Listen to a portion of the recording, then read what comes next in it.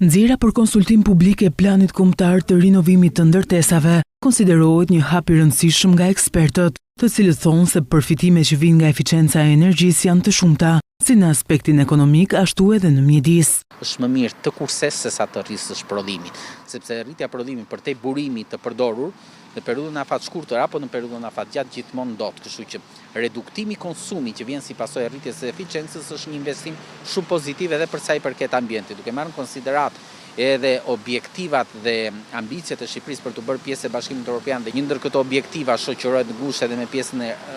rritjes së eficiencës energjetike, kemi aprovuar tashmë një ligj, kështu që unë shikoj shumë pozitiv për te aspektit të kostove që do ketë kjo procedurë. Drafti parashikon ndërhyrje të thella në stokun ekzistues të ndërtesave publike dhe rezidenciale, me synimin për dekarbonizimin e plotë të sektorit deri në vitin 2050. Të ndërhyrje shoqërohen edhe me një faturë financiare, që deri në vitin 2050 përllogaritet në 25.2 miliardë euro. Megjithatë, përveç faktit që kjo shumë do të shtrihet në kohë, sipas Muços, investimet në eficiencë energjie konsiderohen si investime të zgjuara. Një studim i bërë nga All Green Center në periudhën,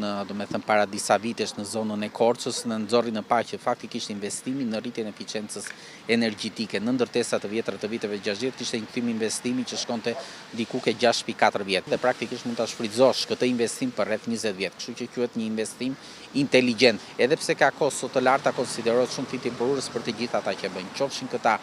qytetar apo familje, qofshin institucione